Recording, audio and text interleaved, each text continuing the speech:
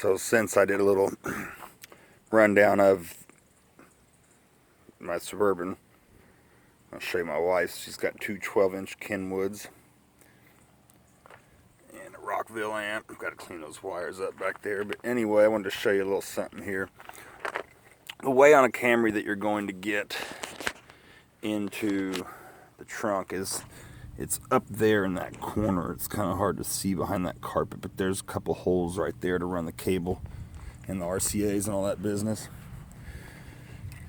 You can come down through here, get your wire, pop these panels up, run all that.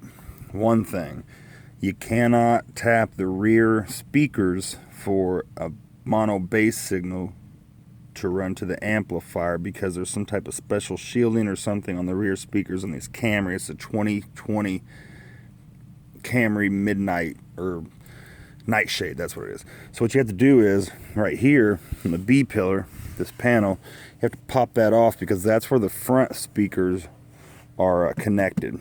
And you'll have to look up the color wiring. There's some YouTube videos on what ones you're trying to tap, a positive and negative.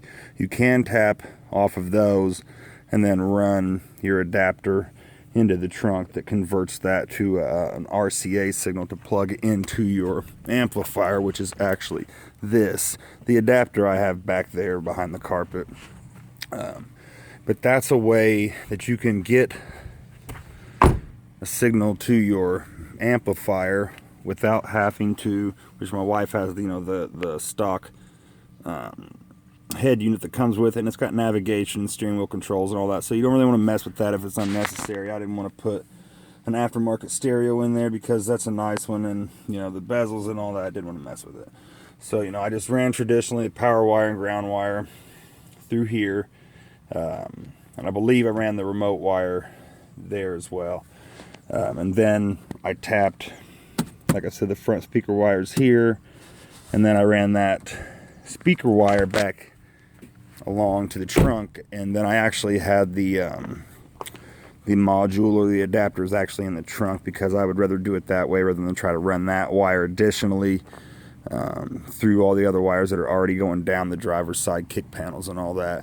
And then what I did was, on the opposite side of the amp, there's a remote control bass cord, and I ran that up under the dashboard into this for my wife and mounted it.